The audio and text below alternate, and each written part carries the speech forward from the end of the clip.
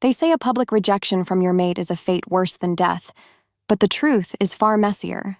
It's the deafening silence after his cruel words, the weight of 1,000 pitying stares, and the secret life growing inside you that he just unknowingly condemned. Chapter 1.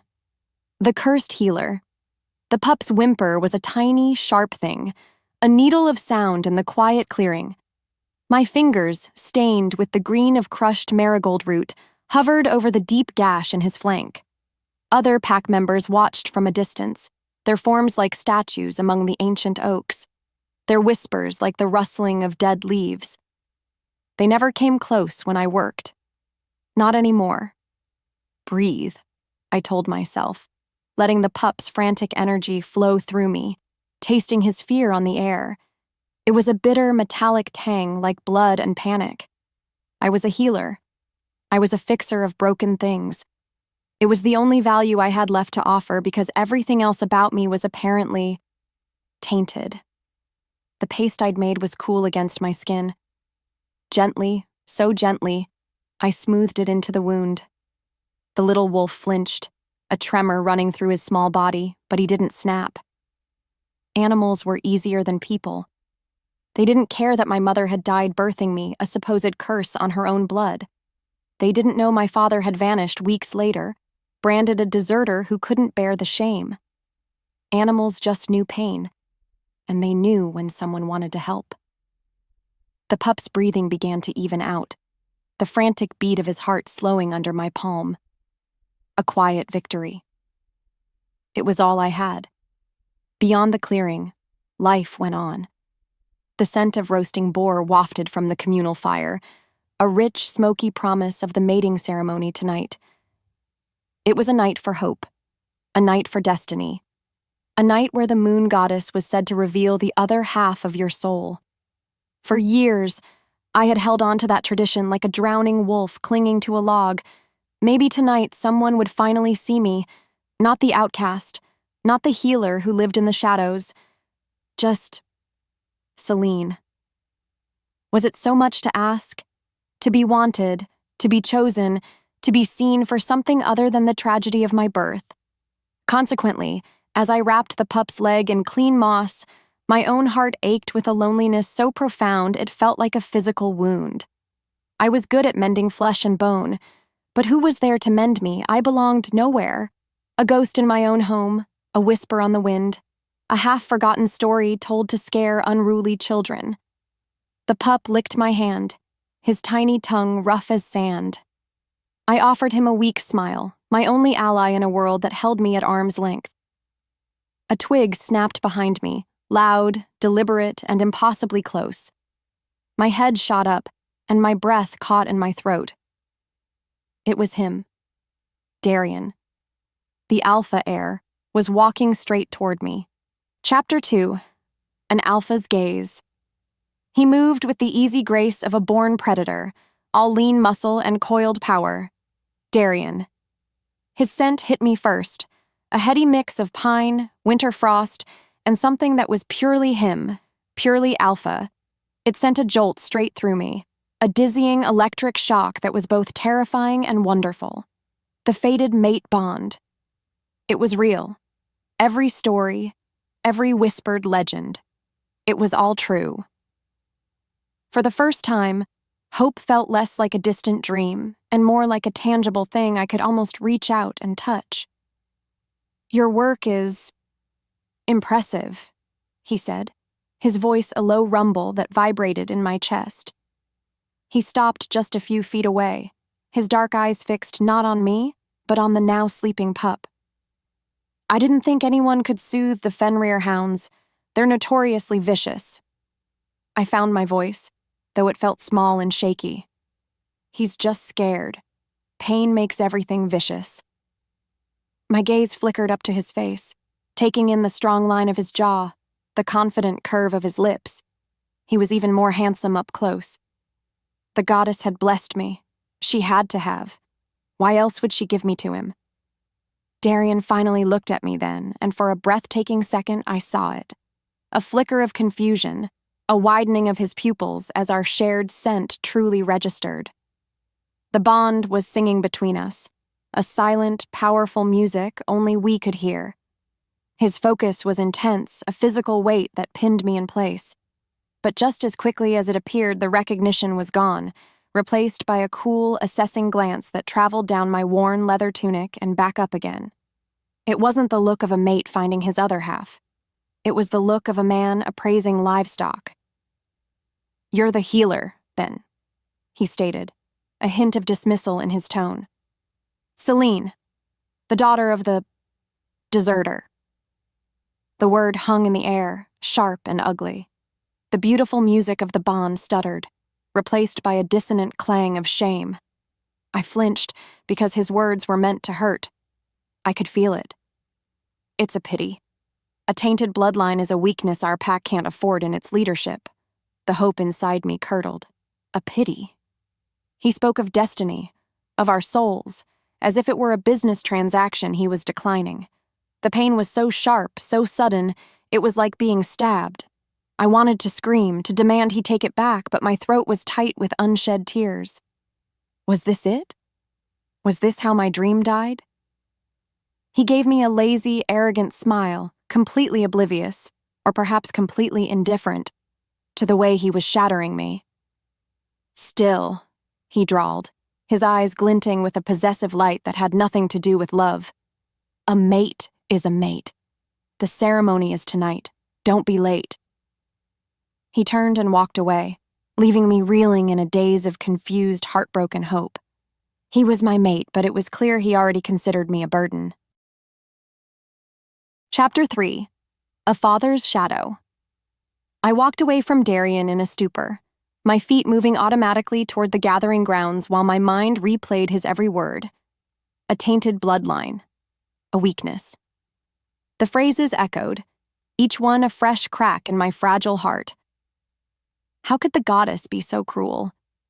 To give me the gift of a mate, the one thing I'd wanted my entire life, only to have him see me as a flaw, a stain on his perfect future. It made no sense. This connection between us was a living thing, a current of energy that pulsed with a power I couldn't deny. Why couldn't he feel that? Or did he just not care? Selene. The voice was soft, papery with age, and it stopped me in my tracks. I turned to see Aara, one of the pack's oldest elders, her face a roadmap of wrinkles and ancient secrets.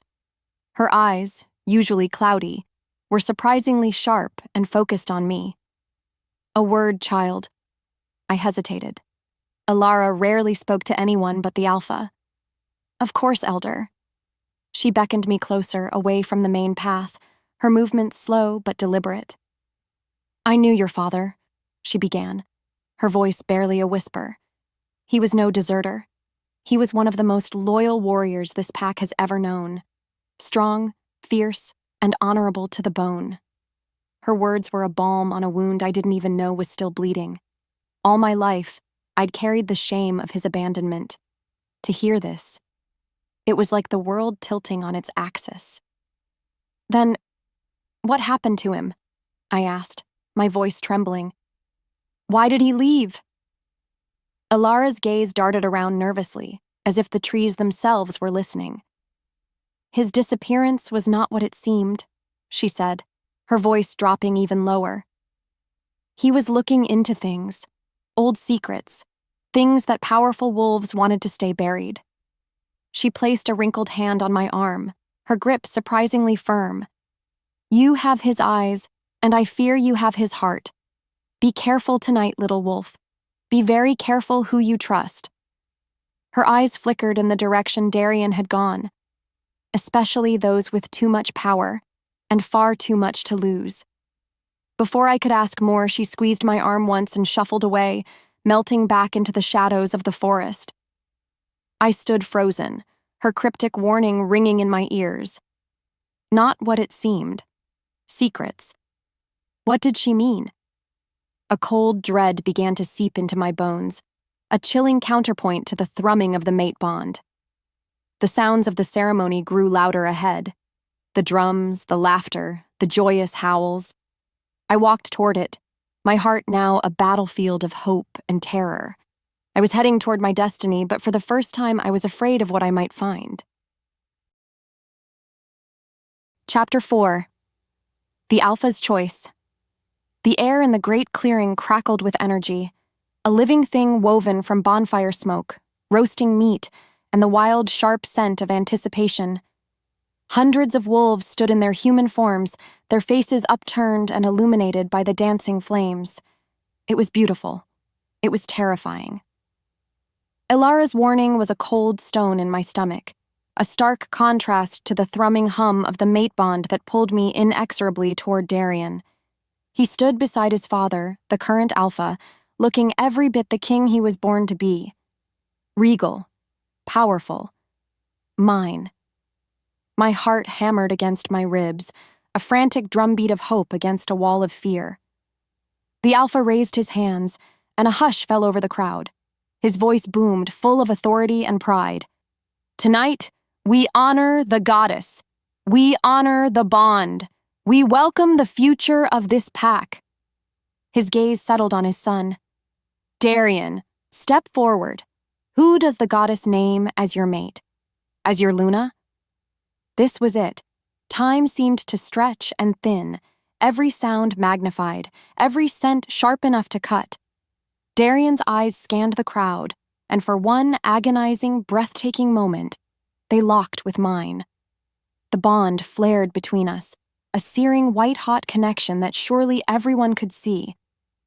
Please, I prayed to a goddess I wasn't sure was listening. Please let him feel it too. A slow, confident smile spread across his lips. He started walking. He was coming toward me. The crowd parted before him like a wave. But he didn't stop. He walked right past me, his shoulder brushing mine with an indifference that was more painful than a physical blow. The bond shrieked in protest, a silent scream of confusion and betrayal. I turned, my body stiff with disbelief, and watched as he stopped in front of Cassandra, a warrior wolf with a flawless pedigree and eyes as cold as a winter morning. He took her hand, raised it to the sky, and turned to face the pack. To face me. His voice, when he spoke, was not the voice of a mate. It was the voice of a judge delivering a sentence.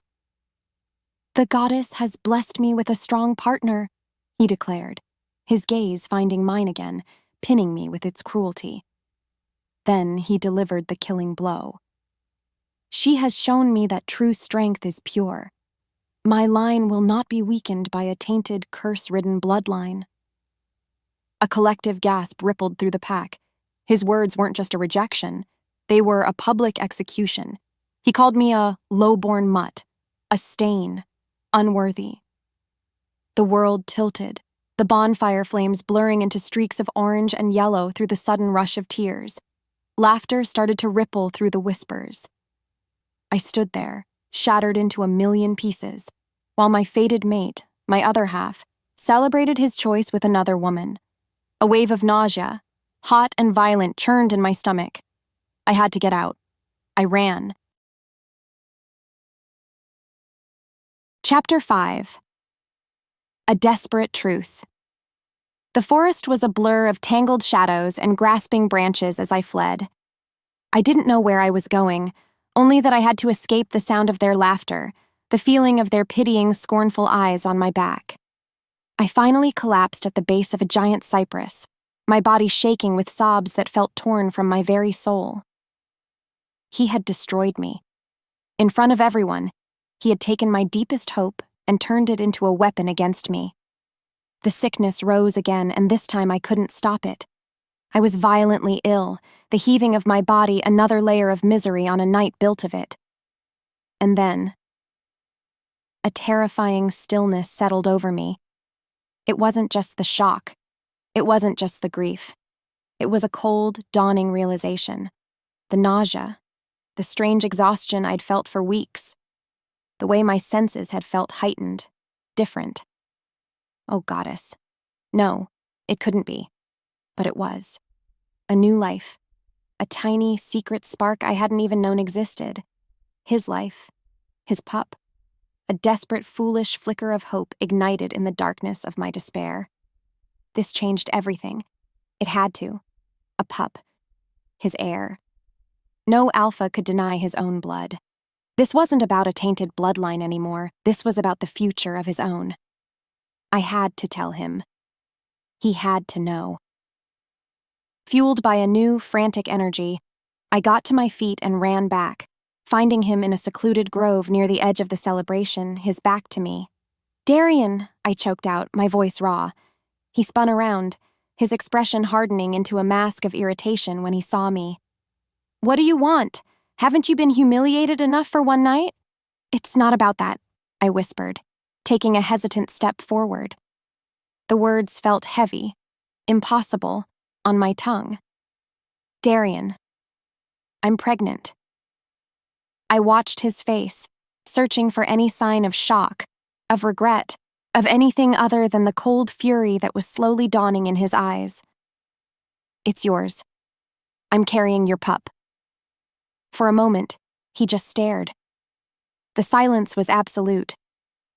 I held my breath, praying he would see the truth, that the part of him connected to me by fate would recognize the profound reality of what I was saying. But there was no recognition. There was no connection. There was only a monster. He took a step toward me, his smile a terrifying slash in the moonlight. "A mistake," he hissed, his voice dropping to a deadly whisper. "A mistake you're going to erase. You and that thing are going to disappear." He grabbed my arm, his fingers biting into my flesh like a steel trap. "Do you understand me?" he snarled, dragging me deeper into the woods, away from the light.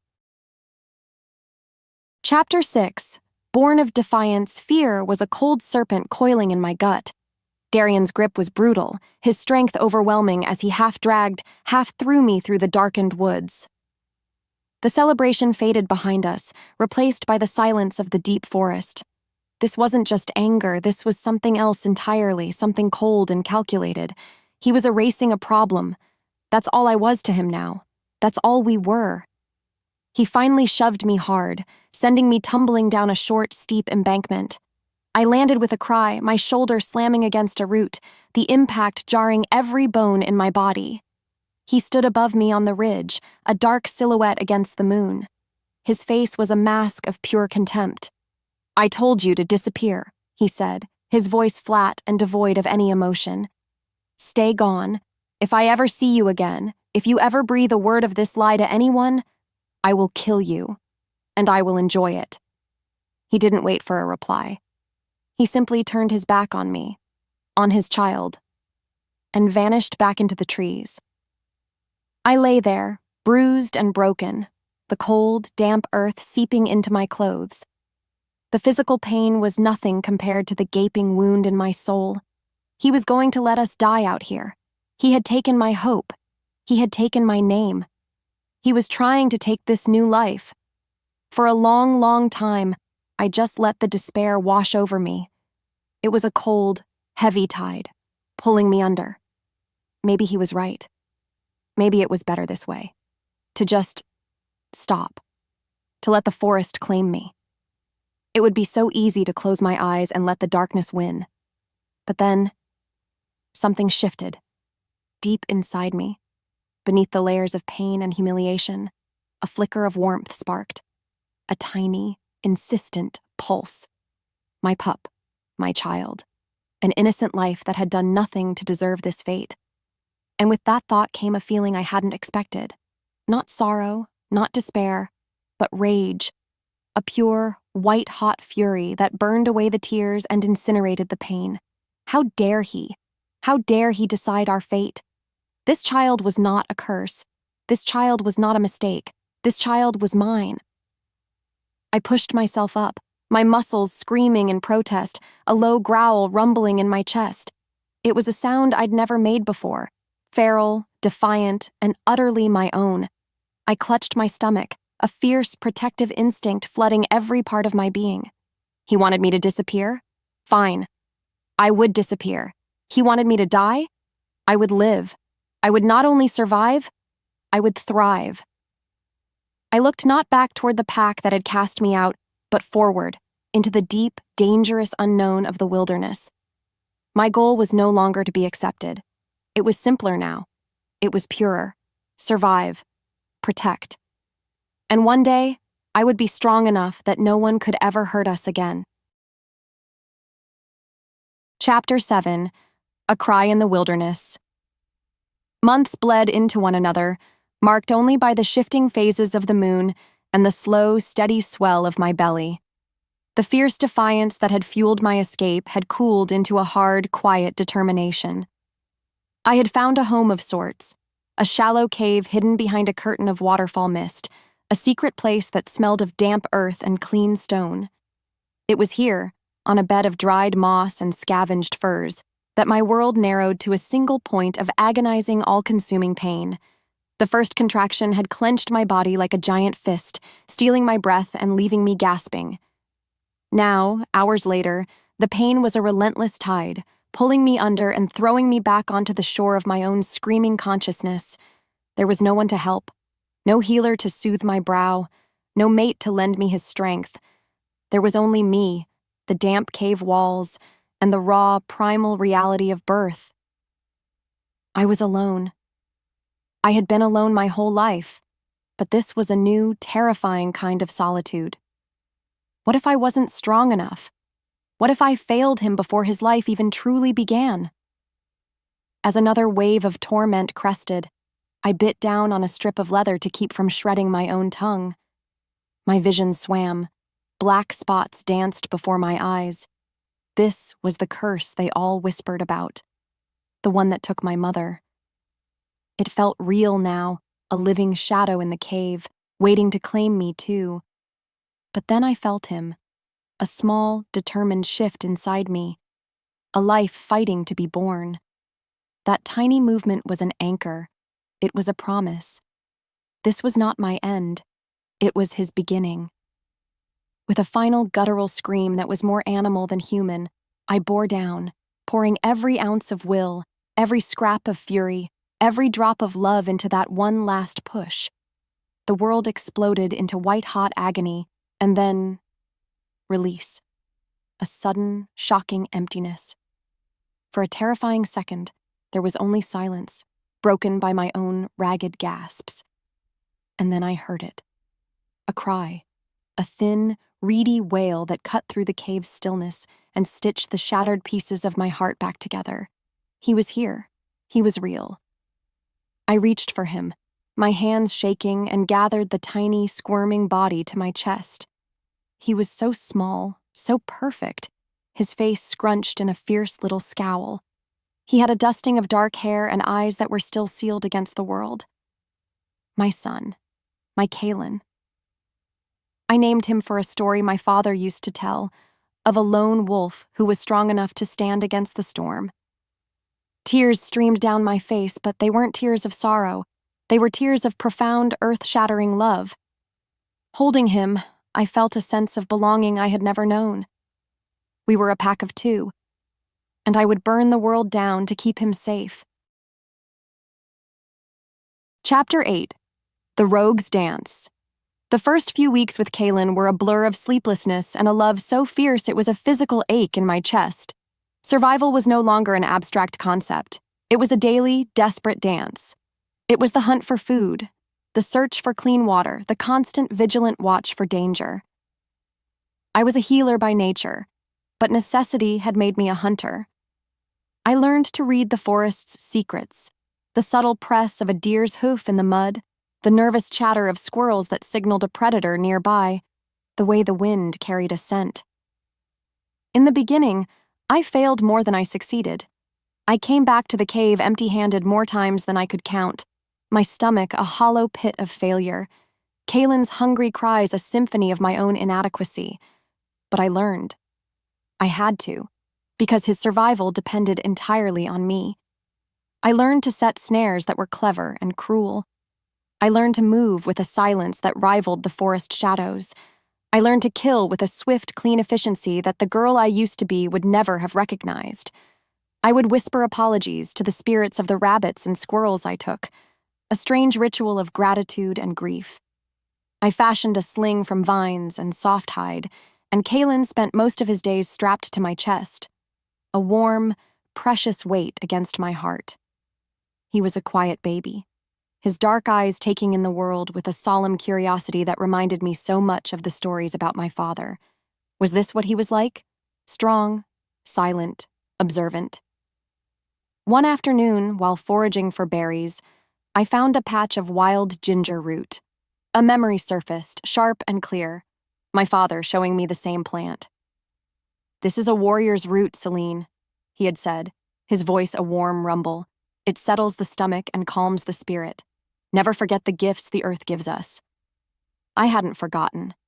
And now I used that gift to make a tea that soothed Kalin's colicky cries. Because I was a provider, a protector, and a mother, I grew stronger. My body, once soft from a healer's life, became lean and hard. My senses, always sharp, honed themselves to a razor's edge. I could smell a coming rainstorm hours before it arrived. I could hear the heartbeat of a mouse hiding in the undergrowth. This was my new reality. It was a hard life, a lonely life, but it was our life. One crisp morning, tracking a young buck, I pushed deeper into an unfamiliar part of the woods. The air grew still. The forest went quiet. A predator's silence. It wasn't the buck I had been tracking. A low growl echoed from the trees to my left, and I realized my mistake too late. I had stumbled out of my small, safe world and into someone else's territory. Chapter 9. Scent of the King. Panic, cold and sharp, seized me. I froze, my hand flying instinctively to Kalin, who was sleeping soundly in his sling. The growl came again, closer this time, and it was joined by another, then another. They were surrounding me. Slowly I backed away, my eyes scanning the dense woods. I saw them then, 3 of them, huge, mangy rogues with scarred muzzles and eyes that burned with a feral, mindless hunger. They weren't pack wolves. They were broken things, driven mad by solitude and desperation. And they saw me for what I was, a lone female, burdened with a pup. Easy prey. My own wolf rose within me, a surge of protective fury that drowned out the fear. There was no room for terror now. There was only the primal, absolute need to protect my son. I didn't hesitate. I let the shift take me. The change was a firestorm of snapping bone and tearing flesh, a pain I welcomed because it was a weapon. I landed on 4 paws, my form larger and leaner than it had ever been, a low snarl ripping from my throat. I was no warrior. I was a healer. But they didn't know that. They would not touch my son. The largest rogue lunged, a blur of matted gray fur and yellowed teeth. I met him head-on, my own fangs sinking into his shoulder. He howled, a sound of surprise and pain, and his 2 companions rushed in. It was a chaotic, brutal dance of claws and teeth. I fought with a savagery I never knew I possessed. I fought for my life. I fought for Kalin's future. I fought with the untamed soul of a mother pushed past her limit. I was faster than they were, my smaller frame giving me an agility they lacked. I dodged, I weaved, I tore at their flanks, my mind a red haze of pure instinct. One of them managed to land a blow, his claws raking across my ribs, the pain a searing agony that nearly made me black out. But it only fueled my rage. I lunged, locking my jaws around his throat, and I didn't let go until his struggles ceased. The other 2, seeing their packmate fall, hesitated. They saw the bloodlust in my eyes, the promise of death, and their feral cunning won out over their hunger. With snarling whimpers, they turned and fled into the woods. Shaking and bleeding, I shifted back, collapsing to my knees. Kalin was awake, his little face staring up at me, his eyes wide but unafraid. I was a mess of blood, mine and theirs, and deep, ragged gashes. I had to get back to the cave. I had to heal. Staggering to my feet, I started the long, painful journey back, leaning heavily against the trees. That's when I smelled it. A new scent on the wind, cutting through the metallic tang of blood. It was powerful, organized, a full pack patrol. And at its head, an alpha. An alpha whose power was so immense, so overwhelming it felt like a physical force. This was no ordinary leader. This was the scent of a king. Chapter 10. The Ice King. The scent of rogue blood was a foul, coppery stain on the clean air of my territory. It was mingled with the stench of feral desperation and the sharp, clean tang of a lightning strike. Ozone and fury. My patrol moved in silence, our paws making no sound on the forest floor. I had expected to find the aftermath of a territorial squabble, a messy, pathetic end for some mangy outcast. I did not expect to find her. She was backed against a massive, moss-covered boulder, her body a canvas of blood and bruises, yet she stood with the defiant stillness of a cornered wolf. She was clutching a pup to her chest, her arm a protective shield. Her eyes, they were not the wild, crazed eyes of a rogue. They were intelligent, fierce, and they met my gaze without a single flicker of submission. A low growl rumbled from her chest, a promise of death she was in no condition to deliver. Yet I believed her all the same.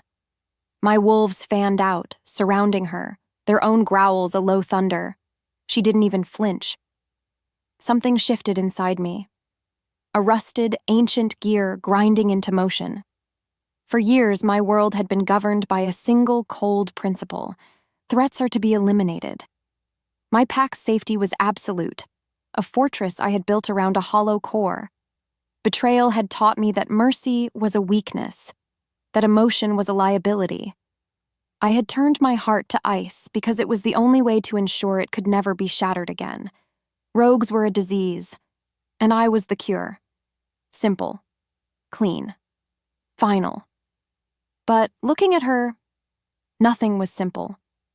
I saw the ragged gash on her ribs, the exhaustion trembling through her limbs, and the unyielding fire in her soul. She was broken, but she was not beaten. She was a warrior, a mother, a survivor.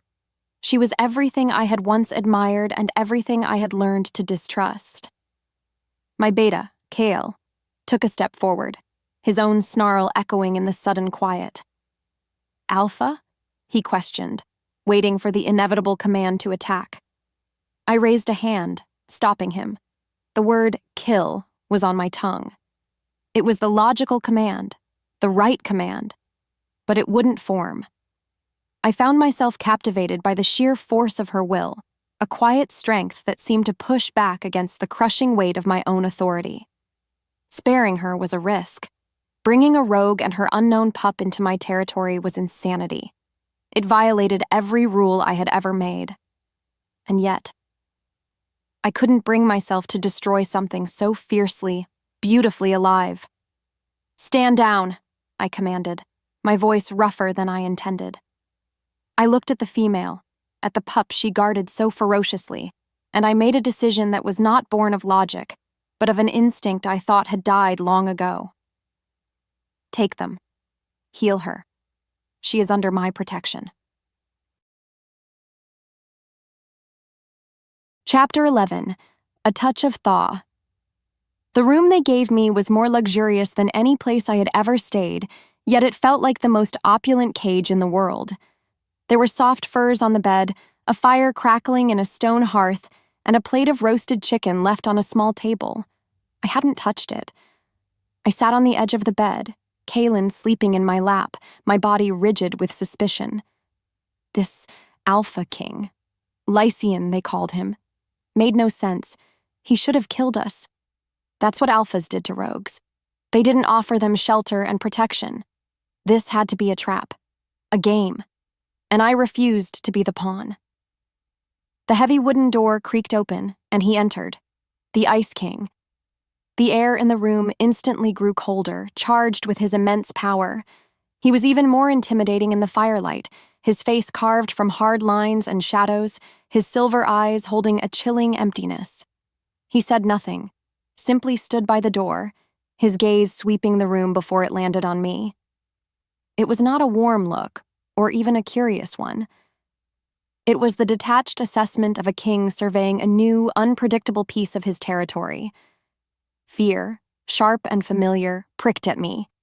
I clutched Kalin closer, my own wolf rising to the surface, ready to snarl. I would not show weakness. Not to him. But Kalin, my sweet, fearless boy, chose that moment to wake up. He blinked his dark, sleepy eyes, not at me, but at the giant, intimidating man by the door. And then, he did something that made my heart stop. He smiled. He squirmed out of my lap, and before I could grab him, he toddled on his unsteady legs straight toward the most dangerous man I had ever met.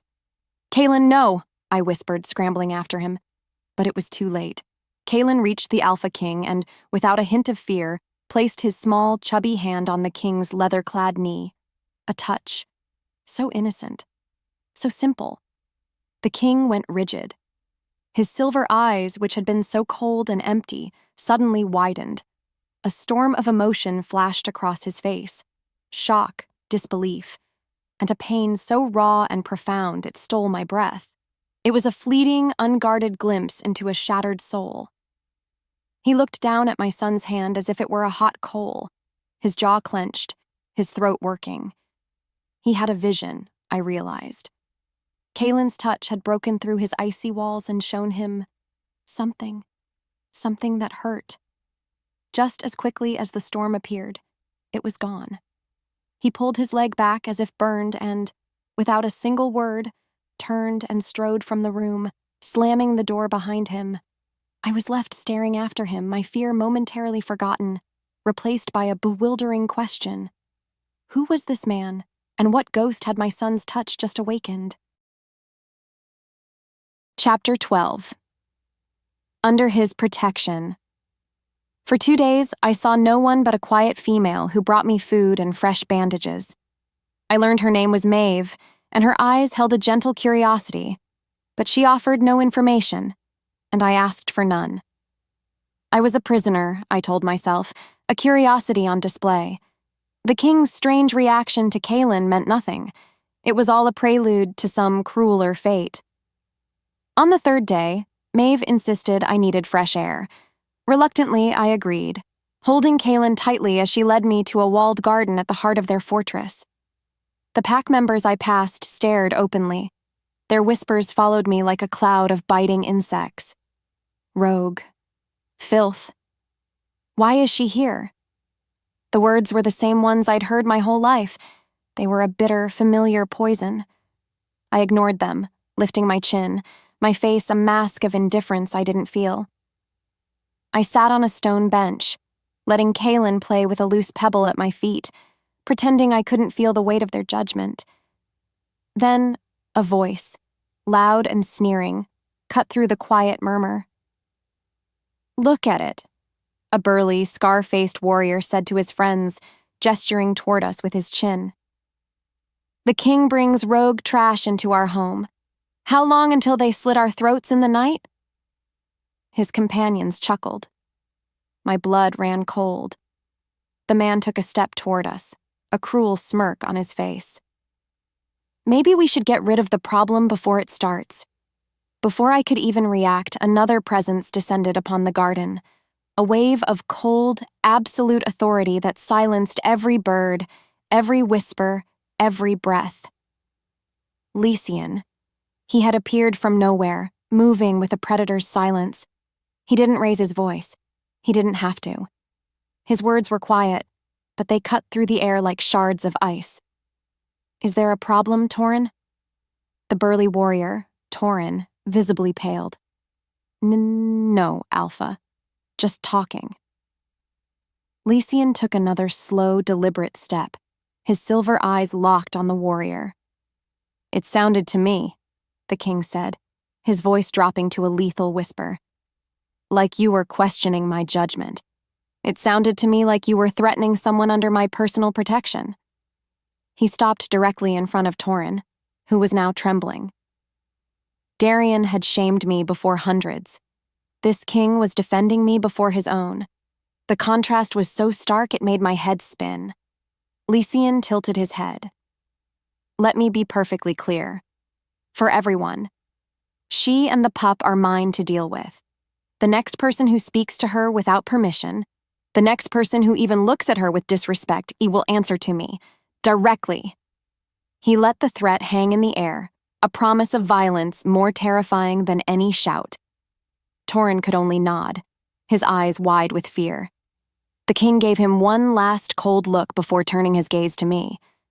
For the first time, his eyes held something other than emptiness. A question.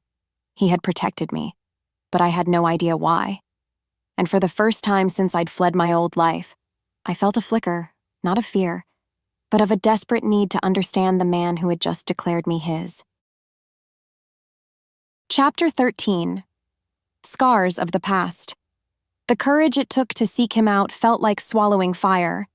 After his public defense of me in the garden, I knew I couldn't remain huddled in my room, a ghost in his fortress. I needed answers. I found him in a library, a vast circular room lined with ancient scrolls, the air thick with the scent of old paper and leather. He was standing by a window, staring out at the moonlit mountains, his shoulders tense, a solitary king in a silent castle. He sensed my presence before I even spoke, turning his head slightly. "You wanted to see me." It was a statement, not a question. I took a deep breath, my heart thumping a nervous rhythm. "I wanted to thank you for what you did in the garden. No one has ever stood up for me like that." He turned fully, his silver eyes unreadable in the dim light. "My pack follows my rules." Torin overstepped. His tone was clipped, dismissing the act as simple politics. But I had seen his face, felt the cold fury pouring off him. It was more than that. "He called you a rogue," Lycian stated, his gaze intense. "Where is your pack, Selene?" The question was a key, unlocking a door I had kept bolted shut. And for some reason, I felt safe enough to open it. Maybe it was the quiet of the library, or the unexpected flicker of humanity I'd seen in him, but the story just spilled out. I told him everything. About Darian, the promise of the fated mate bond, and the crushing public rejection. I told him about the pup he'd denied, about the coldness in his eyes when he'd left me for dead in the forest. The words came out in a raw, trembling whisper, each one a shard of glass I was finally pulling from my soul. I expected him to mock me, to call me weak. Instead, he just listened. He stood as still as the mountains outside his window, his entire being focused on my story, his silence a strange, comforting presence. When I was finished, a heavy quiet filled the room. He rejected a true mate bond. And his own child? Lycian's voice was a low growl, laced with a contempt so profound it was almost shocking. "He is not an alpha, he is a coward." The validation, the simple belief in his voice, was enough to make me weep. Then he did something I never expected. He looked away, a shadow passing over his face. "A mate's betrayal is a unique kind of poison," he murmured, the words sounding like they were dragged from somewhere deep and broken. "My own mate, the one the goddess chose for me years ago. She sold my pack's secrets to our enemies for a title and a bag of gold. They attacked during the full moon. I lost my father and half my warriors that night because of her." He finally met my gaze again, and for the first time, the ice in his eyes had completely thawed, revealing a landscape of pure, unadulterated pain. "I killed her myself, and I swore I would never trust the whims of the goddess or the weakness of my own heart again." In that moment, he was no longer a king. He was just a man, showing me the scars that mirrored my own. Chapter 14. A Gift from the Goddess. Her story echoed in the silence of my fortress long after she left the library. A mate who would throw away a sacred bond, who would discard his own child. It was a level of dishonor I could barely comprehend. It stirred the cold, settled ashes of my own past. Following the conversation, I found myself pacing, a restless energy coiling in my gut. Her father. She had spoken of the elder's warning, that he was a loyal warrior whose disappearance was a mystery. It was a loose thread in the tapestry of her tale, and I found I had a sudden, uncharacteristic need to pull it. I didn't deal in mysteries, I dealt in facts. I summoned my pack's lore master, an ancient wolf named Valerius whose memory stretched back centuries. "I need to know about a warrior from the Blood Moon Pack," I commanded, my voice clipped. "He vanished years ago. He was Selene's father." Valerius nodded, his cloudy eyes thoughtful. "I will check the Alliance scrolls." While he was gone, I found myself drawn back to the garden where I had defended her. She was there with her pup, Kalin, who was chasing a butterfly. A strange, unfamiliar warmth spread through my chest as I watched them. It was a dangerous feeling. The bond I felt with her. It wasn't the violent, possessive fire of a true mate bond I remembered from my past. This was different. Quieter. Deeper. It felt less like a chain and more like an anchor. What was this connection? Why did the sight of her small, fierce family feel like a balm on my own scarred soul? Valerius returned, his face grim, a dusty scroll clutched in his hand. "Alpha, this is disturbing."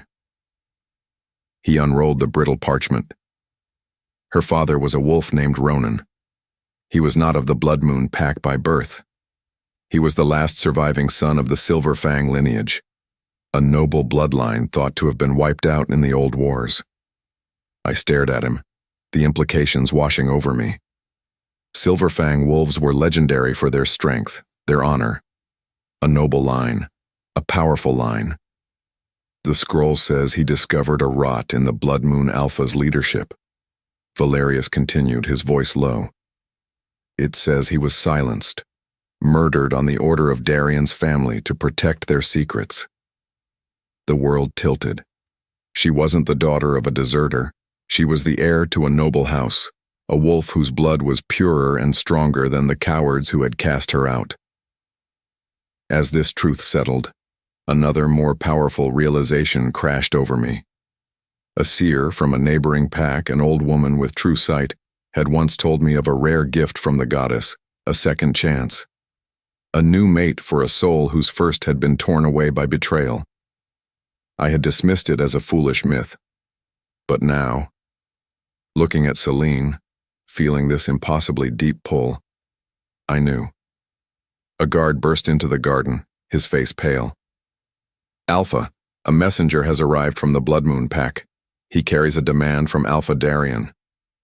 The past was no longer sleeping, it was at my gates baying for blood. Chapter 15. The line drawn. My head was still spinning from our conversation in the library. Lycian's confession had changed everything. He wasn't just a cold, powerful king. He was a wolf who had been wounded as deeply as I had. It forged a strange, unspoken bridge between us. He found me in the garden, his face set like stone, the ancient lore master at his side. He held a scroll in his hand. "Selene," he said, his voice low and urgent. "We need to talk about your father." He told me everything, that my father was no deserter but the noble son of a lost lineage, that he was murdered for his honor, that Darian's entire claim to power was built on a lie, a crime my father had died to expose. The world swam. All my life I had carried the weight of their lies, the shame of a tainted bloodline. And it was all false. The truth was a blinding light, and in its glare, my own quiet strength finally felt like it had a source, a history. But before I could even process the tidal wave of that revelation, Lycian's gaze softened with an intensity that made my heart stop. "There is more," he said, his voice barely a whisper. "The goddess. She sometimes grants a second chance, a new bond, for those who have been betrayed." He didn't need to say the words. I could feel it in the air between us, a truth so profound it hummed like a sacred chord. Us. Just then, a guard appeared, announcing a messenger from Darian. The two worlds collided, the miraculous hope of a new future and the violent hatred of my past. Darian's messenger was arrogant, his message even more so. It was a demand for the return of his stolen property. Me and Kalin. Lycian's face became a mask of ice so cold it could have frozen fire. He didn't reply to the messenger. He simply turned and strode toward the fortress's main balcony, which overlooked the central square. I followed, my heart pounding. He stood before his people, his presence so commanding that the entire pack fell silent. His voice, when he spoke, was not a shout. It was a low, resonant vow that echoed off the stone and settled in the bones of every wolf present. "The Blood Moon Pack has sent a demand," he announced, his silver eyes blazing. "They seek a female, Selene, and her pup, Kalin." He paused, letting the words hang in the air. Then he drew a deep breath and his voice rolled like thunder. "Let my reply be heard by all. Selene is of the Silverfang line. She is under my protection. Her son is under my protection. They are part of this pack now. They are part of my family. Any who would seek to harm them will not be met with negotiation. They will be met with the full fury of my kingdom. They will be met with war." The pack erupted in a unified, deafening roar. And as I looked at the king who stood ready to defy the world for us, I knew I was no longer a rogue. I was home. Chapter 16. The Serpent Strikes War did not arrive with a warning. It came as a thief in the night, a brutal, screaming tear in the fabric of our peace. The first alarm howl was cut short, a sound of agony that was my only prelude before the scent of strange wolves, acrid and hostile, flooded my territory. They were on us. I was in my study, mapping our patrol routes, and in the next heartbeat I was moving, my body already beginning the violent, explosive shift. Bones snapped, sinew stretched. The Ice King was gone and the alpha wolf erupted in his place, a beast of silver fur and cold, controlled fury. My pack was already moving, my warriors converging on the breach at the western wall. They were disciplined. They were strong. But the attackers, they fought with a rabid, reckless abandon. They were the Blood Moon Pack, and they fought without honor, their only goal to maim and kill. I crashed into their front line, a force of pure kinetic rage. Claws met flesh, a roar of fury. Another wolf fell. My mind was a razor-sharp calculator of the battle, assessing threats, exploiting weaknesses, protecting my warriors. Yet, underneath the cold calculus of combat, a hot, frantic terror was coiling in my gut. Selene, Kalin. They were in the fortress, in the rooms I had given them, the place I had promised would be safe. I had made a vow to protect them, a public declaration that had painted a target on their backs. This was my fault, because I had let my guard down, because I had allowed a flicker of warmth into my frozen world. I had invited this serpent into my garden. The thought was a spur, driving me to fight with even greater ferocity. I had to end this. I had to get back to them. As I tore through another attacker, a chilling realization struck me. This was too easy, too straightforward. Darian was a coward, but he wasn't a fool. His forces were strong, but they were throwing themselves at the strongest part of my defenses. This wasn't an invasion. It was a diversion. My head snapped up, my senses straining past the immediate chaos, back toward the fortress. The main battle was here, at the wall, but the true objective, the real treachery, was somewhere else. A small elite force could have easily bypassed this manufactured chaos. They weren't trying to take my kingdom. They were trying to take my queen.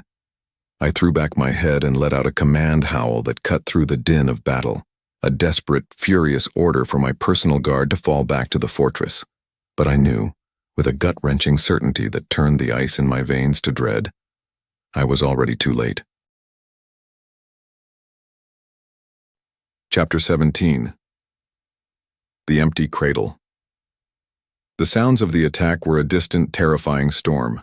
Growls, screams, the sickening crunch of bone.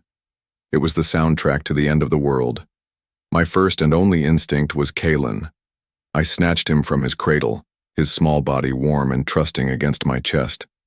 The fortress was supposed to be the safest place, but every shadow now seemed to hold a threat. Maeve, the quiet female who had tended to me, burst into the room, her eyes wide with fear.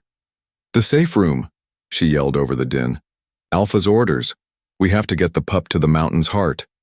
We ran, down stone corridors that echoed with the alarms, deeper into the fortress. My entire world had shrunk to the precious weight in my arms. He was all that mattered.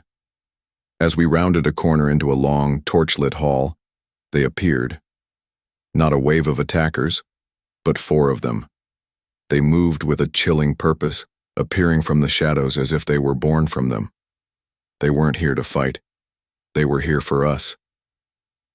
Maeve bravely put herself between us, her body shifting, a snarl on her lips. But they were too fast, too strong. One of them dispatched her with a single brutal blow that sent her crashing into the wall. My own wolf surged, a wave of desperate fury. I put Kalin down behind me, shielding him with my body, and met their charge with a snarl of my own. I was ready to die here, to fight to my last breath for him. But the leader, a wolf with a cruel, familiar scar across his muzzle, just smiled.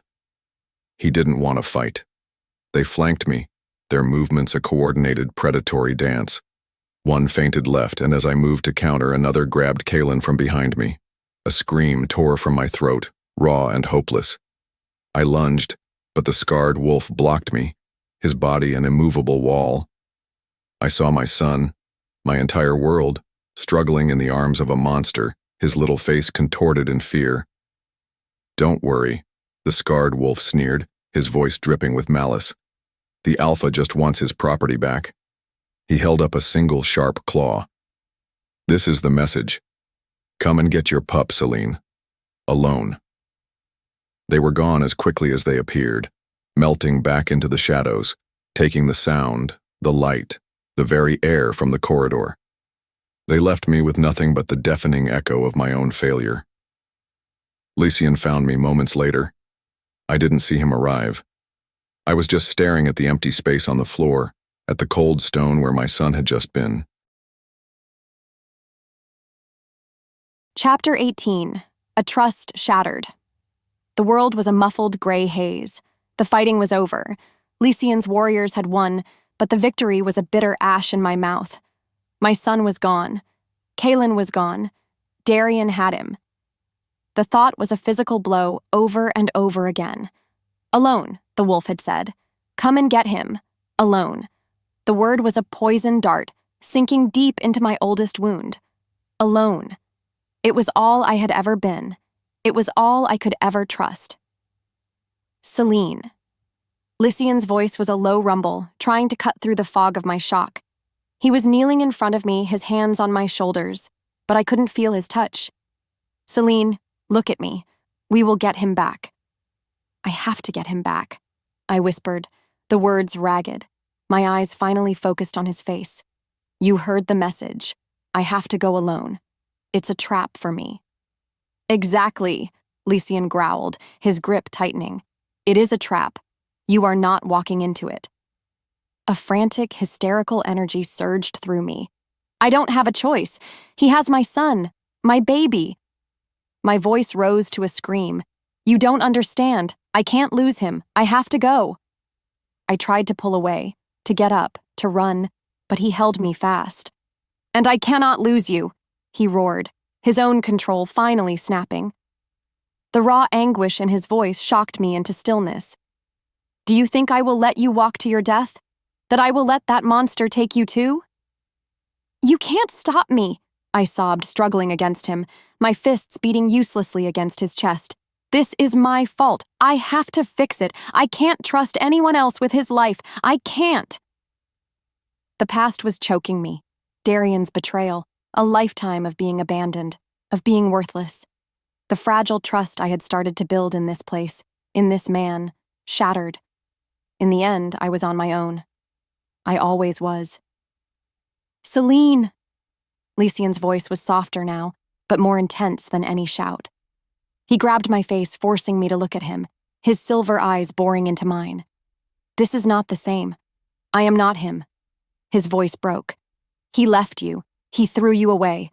I am telling you now, I will not abandon you. I will not let you face this alone." He pulled me into his arms, crushing me against his chest, his body a shield against my own despair. "Let me help you," he pleaded, his voice a raw whisper against my hair. Let us save our son. The fight went out of me then, replaced by a wave of soul-crushing despair. He was right. I couldn't do it alone. But Darian had taken everything. And in that moment, huddled in the arms of a king who was offering me the world, all I felt was lost. Chapter 19. The Rogue Queen's Gambit. Despair was a luxury I could not afford. In the aftermath of the attack, I had allowed myself one moment of shared grief with Selene, one moment to hold her while her world, and mine, crumbled. Then, the Alpha King took over. I convened my war council in the Great Hall, the massive oak table covered in maps of the Blood Moon territory. My commanders were grim, their faces etched with the fury of a violated pack. The consensus was singular, a frontal assault. Overwhelm them with sheer force, crush their gates, and burn their fortress to the ground. It was a strategy born of rage, and it was tactically sound. It would also be a bloodbath. As my beta, Kale, detailed our troop movements, a soft voice cut through the grim discussion. You'll be walking into a slaughter, and you'll never get to Kalin in time. All heads turned. It was Selene. She had entered the hall so silently none of us had noticed. The despair was gone from her eyes, replaced by a cold, glittering fire I had only seen once before, when she had faced down my patrol, a wounded wolf protecting her pup. She was no longer a victim. She was a queen contemplating a chessboard. She walked to the table, her movements fluid and confident. I lived as a rogue in those woods for months, she said, her voice steady. I know them better than Darian's own patrols. The western approach is a swamp. It will slow your forces to a crawl. Her finger traced a path on the map, a path none of my scouts had ever charted. But here, there's a dry ridge, hidden by an old rockfall. It leads to the back of the fortress, to the old aqueduct system. Kale scoffed. The aqueducts are sealed. The main gates are, Selene corrected, her gaze unwavering. But the drainage grate for the old cistern is not. It's rusted through. A single wolf could break it open. She looked directly at me, and in her eyes I saw not just a plan, but a deep, cutting understanding of our enemy. Darian is arrogant. He expects an army at his front door because that is what a proud Alpha King would do. He wants a war. What he will never expect is a thief in his own throne room. My commanders began to protest, to speak of honor and the foolishness of a stealth mission. I silenced them with a single look. I looked at Selene, at the fierce intelligence burning in her eyes, at the warrior who had been forged in the very fire Darian had tried to use to destroy her. She was right. Her plan was audacious, it was dangerous, and it was brilliant. It was the gambit of a rogue, and the strategy of a queen. In that moment, my admiration for her solidified into something absolute. I would not be the proud Alpha King Darian expected. I would be the weapon she needed. I rolled up the map of the frontal assault. We do it her way.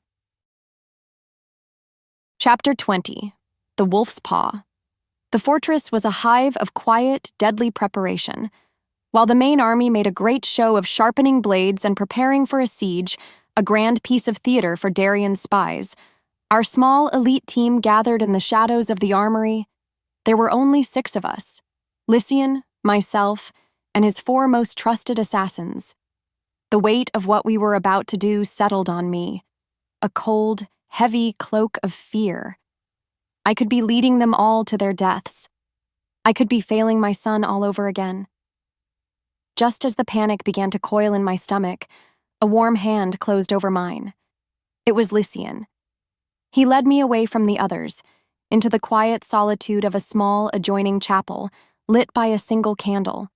His silver eyes, usually so guarded, were wide open, filled with an emotion that made my breath catch. He didn't speak. He simply reached into his tunic and pulled out a necklace. It was a simple leather cord, but hanging from it was a pendant of polished silver, intricately carved into the shape of a wolf's paw. His pack's symbol. My mother gave this to me, he said, his voice a low, rough whisper. She said it represents our pack's heart, strength, loyalty, unity. He gently placed the cord around my neck, his fingers brushing against my skin, sending a jolt of warmth through me. The silver was cool against my collarbone. It belongs with you now. So you remember that you are not walking into that fortress alone. I will be with you. My pack will be with you. Tears welled in my eyes. The lonely, cursed girl who had been cast out by her own pack was being given the heart of another. It was too much. It was everything. I looked up at him, at this impossible king who had seen worth in me when I saw none in myself, and the love I felt for him was so powerful, so overwhelming, it eclipsed the fear completely. I reached up and tangled my fingers in his dark hair, pulling his face down to mine. The kiss was not gentle. It was a desperate, frantic collision, a fusion of fear and hope, of love and the looming threat of death. It was a promise, a vow. His arms wrapped around me, pulling me tight against him. And for a moment, we were the only two people in the world, a united front against the darkness. We broke apart, breathless, our foreheads resting against each other. The fear was still there, a cold knot in my stomach, but it was no longer in charge. Love was. He had given me his pack's heart, and in return, he had captured mine. We were ready. Together, we walked out of the chapel and back into the shadows, ready to go get our son. Chapter 21. A Shadow's Approach. We moved through the moonless night like ghosts. The six of us were a single, silent organism, our movements fluid, our senses a web cast out into the darkness. Selene led the way, her knowledge of this twisted, hostile land a beacon in the gloom. I had never followed another's lead in my life, yet I followed her now without question, because her steps were guided by the fierce, unerring compass of a mother's love. She was not just our guide. She was the very soul of our mission. Her plan was flawless. The hidden ridge she had described was a treacherous, winding path that was invisible from the main valley. We bypassed 2 of Darian's patrols, their scents a foul stain on the wind, their guttural laughter echoing from below. We froze in the shadows, not even breathing, until they passed, their ignorance a testament to Selene's strategy. With every step that took us deeper into enemy territory, the tension coiled tighter in my gut. My wolf was a caged beast, snarling at the proximity of the cowards who held Kalin, who had dared to threaten Selene. It took every ounce of my control to keep it leashed. After what felt like an eternity, we saw it. A dark, jagged silhouette against the star-dusted sky. Darian's fortress. It was a brutalist structure of black stone and sharp angles, a monument to a tyrant's ego. It looked impenetrable. From the front it likely was. But we were not at the front. Selene led us down a steep wooded slope to the base of the rear wall, to a place where a small, almost forgotten stream trickled out of the rock. "The aqueduct," she whispered, her voice barely a breath of sound. Hidden behind a thicket of thorny vines was exactly what she had promised. A large iron grate, its surface pitted and streaked with rust. This was it. The unlocked back door to a king's castle. My assassins, Kale and the others, immediately set to work, their blades prying at the rusted hinges. The sound of metal groaning against stone was deafening in the silence. I stood guard, my eyes scanning the top of the wall, my senses straining for any sign of discovery. Footsteps. Above us. We all froze. A guard, his form a dark shape against the sky, walked along the battlements. He paused, looking down into the darkness, directly at our position. I could feel Selene's entire body go rigid beside me. We waited, our lives hanging on the whim of a bored sentry. After a moment that stretched for an eternity, he yawned, turned, and continued his patrol. With a final sharp crack, the grate broke free. An opening. A dark, gaping maw leading into the belly of the beast. We had arrived. Chapter 22. A Queen's Fury. The air inside the fortress was stale, thick with the scent of too many wolves and the metallic tang of fear. We moved through the stone passages like vengeful spirits, our path a silent, deadly arrow aimed at the heart of the keep, the throne room. My own heart was a frantic, wild thing, a drum beating a rhythm of terror and rage. Every instinct, every fiber of my being was screaming one name: Kalin. We burst into the throne room, and there he was, Darian, lounging on his stolen throne with a bored, arrogant smirk, as if he were waiting for us. My son was in a gilded cage by his side, his small face stained with tears, his eyes wide with fear when he saw me. The sight of that cage, of my child imprisoned like an animal, shattered the last remnants of the broken girl I used to be. There was only the mother, the wolf, and the queen. "Ah, the happy couple arrives," Darian drawled, rising to his feet. "Come to beg for your little mistake back?" Lycian didn't answer with words. He answered with a roar, a sound of pure, untamed alpha fury that shook the very stones of the room. His assassins moved like shadows, engaging the guards that poured from the antechambers. The room exploded into a maelstrom of violence. But my world had narrowed to two people, my son in the cage, and the monster standing between us. Lycian lunged for Darian, a blur of silver and righteous fury. They met in a brutal clash of power, two alphas locked in a deadly dance. I ran for the cage, my fingers fumbling with the lock, my eyes never leaving my son. I could hear the fight raging behind me, the snarls, the grunts of pain.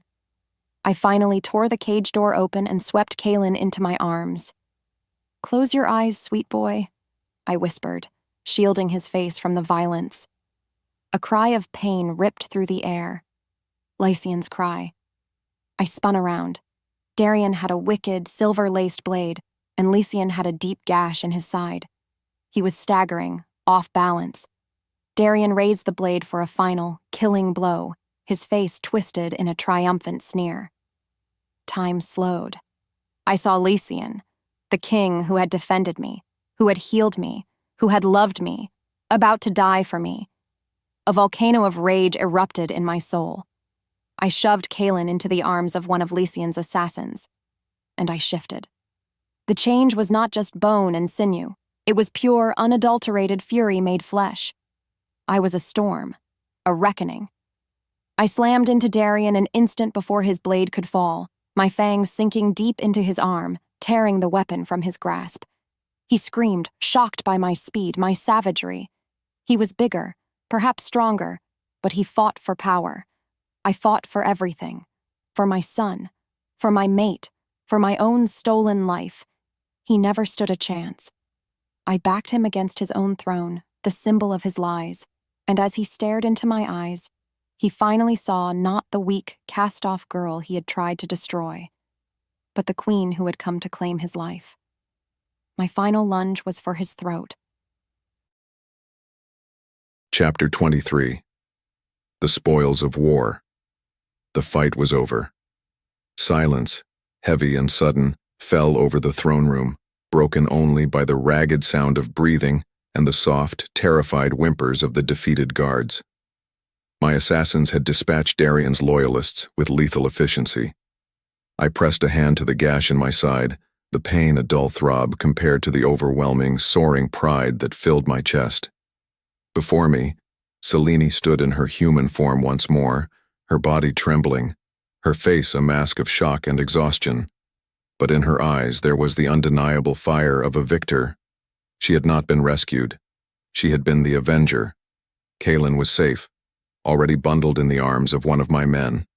The immediate threat was gone. Now the future began. I walked to the center of the room, my gaze sweeping over the survivors. The remaining Blood Moon warriors who had surrendered when they saw their alpha fall were kneeling, their heads bowed in submission. They had seen true power tonight. Not the brittle arrogance of a tyrant, but the unyielding fury of a queen protecting her family. I stood over Darian's body. There was no triumph in the sight of my fallen enemy.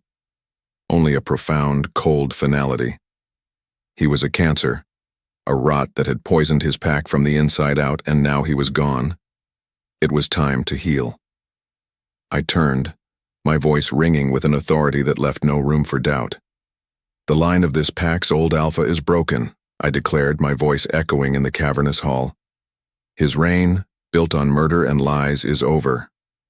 My gaze fell on Selene, who was now holding her son, her fierce protector's stance softening into a mother's gentle embrace. "A new era begins. Selene of the Silver Fang line is my mate, my queen.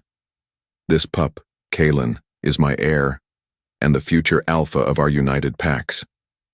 A murmur went through the kneeling wolves. Shock, confusion, but also a dawning understanding. They had been led by a coward. Now they were being offered a future under a king, and a queen who had proven her strength beyond any doubt. Later, after the fortress was secured and the dead were honored, I found Selene in the quiet of her new chambers. I took a healer's kit and gently began cleaning the cuts and bruises she had earned in her victory. Her hands were still trembling slightly. "It's over," I murmured, my voice softer than I thought possible. "It's finally over." She looked up at me, her eyes shimmering with unshed tears, and leaned into my touch. The war was done.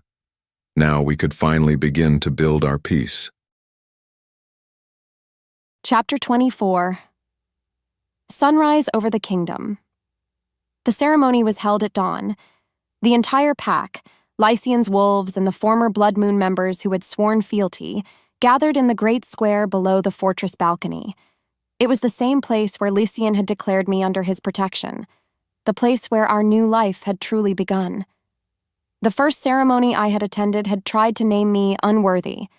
This ceremony was about to name me queen. The first had been a public execution of my spirit. This one was a public rebirth. I stood beside Lycian, with Kalin held securely in his arms, my son looking out at the sea of faces with a curious, calm expression. I was not the trembling, hopeful girl I had been on that other night. I was a survivor, a mother, a warrior. I wore a simple silver gown, but the intricate wolf's paw necklace Lycian had given me rested against my collarbone, a symbol of the heart he had entrusted to me. I felt no fear, only a profound, steady peace. Lycian turned to me, his silver eyes filled with a love so deep, so absolute, it was a tangible presence. "Selene," he said, his voice a low, intimate rumble meant only for me, though the entire pack watched. "My queen. My mate." He leaned in, and I tilted my head, baring my neck to him. The crowd fell into a hushed, reverent silence. I felt the sharp prick of his canines against my skin, a brief, searing pain that was not a wound, but a promise, a bond, a claiming. He marked me, his life force pouring into mine, a permanent, sacred seal that declared to the world that I was his, and he was mine. Forever. When he pulled back, the mark on my shoulder tingled with a warm, golden energy. He was my second chance, my destiny. He had taken my broken heart and not just mended it, but made it stronger than it had ever been. He had seen a queen when I still felt like an outcast. He took Kalin's small hand and my own, holding us together. "My family," he declared to the crowd, his voice booming with pride. The pack erupted in a unified, joyous roar that shook the mountains. They were not just cheering for their king, they were cheering for their queen, for their prince, for us. Later, as the sun's first golden rays crested the peaks, we stood on that balcony together, just the three of us. We watched the light spill over our new united kingdom. Lycian's arm was a warm, solid weight around my shoulders. Kalin was held safely between us, and for the first time in my life, I wasn't a ghost. I wasn't a curse. I wasn't a rogue. I was home.